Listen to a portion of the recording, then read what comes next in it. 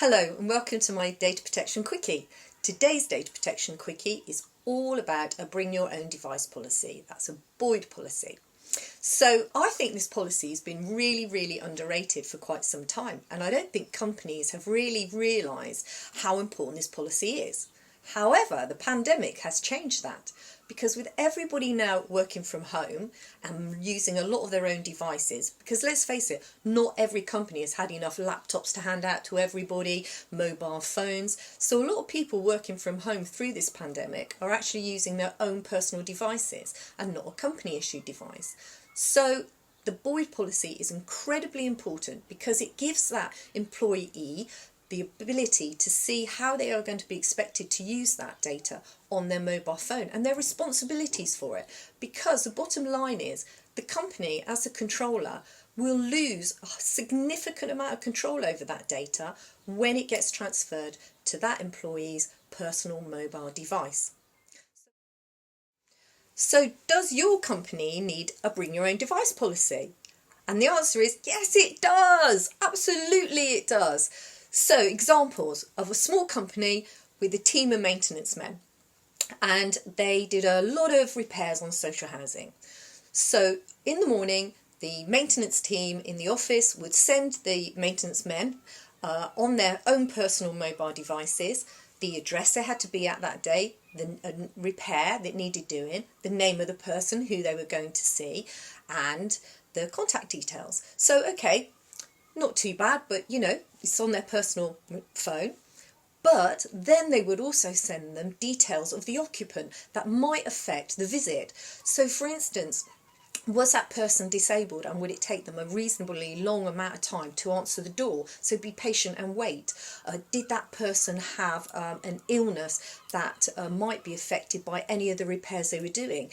Maybe you would have to take extra care if you were using a certain type of paint because a person had some sort of allergies or any of those sorts of things.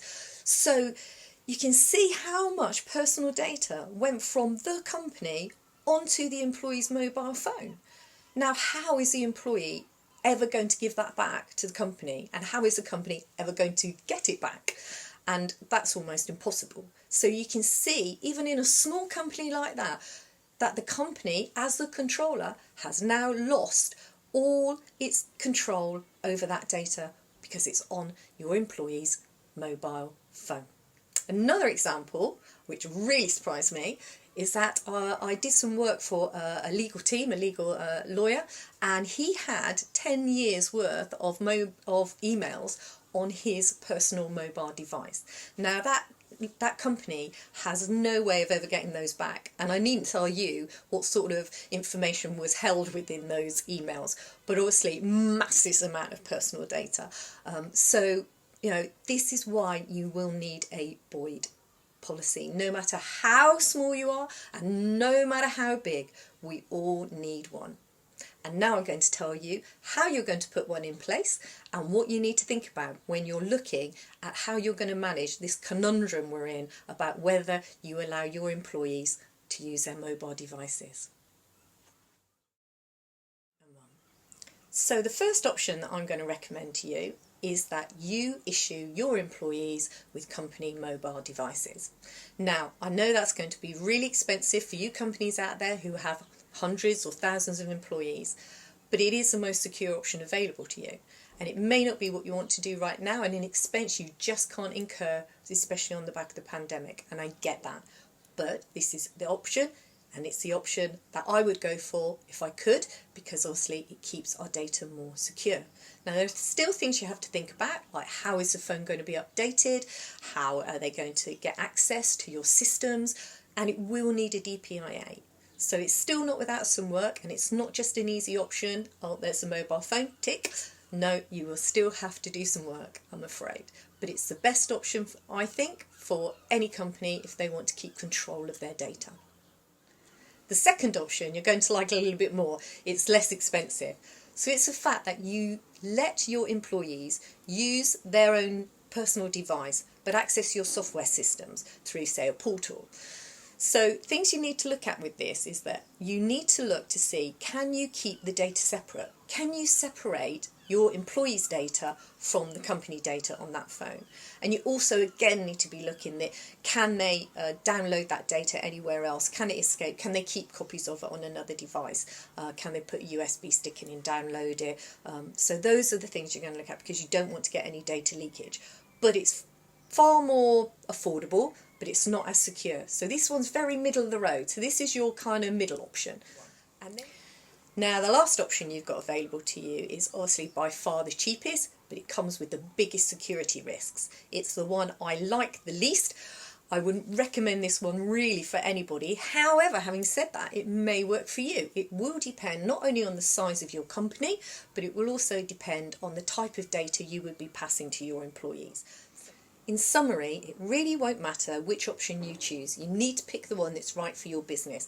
Now, you'll be able to know which one that is by undertaking a DPIA, that's a Data Protection Impact Assessment.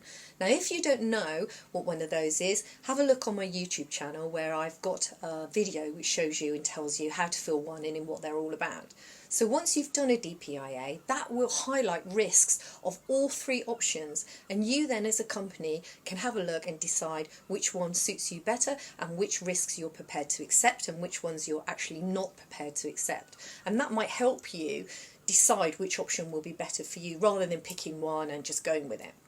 So have a look at doing a DPIA, and then that will help you guide to which option will suit your business better. Now, the thing you really have to remember is that GDPR is an accountability framework.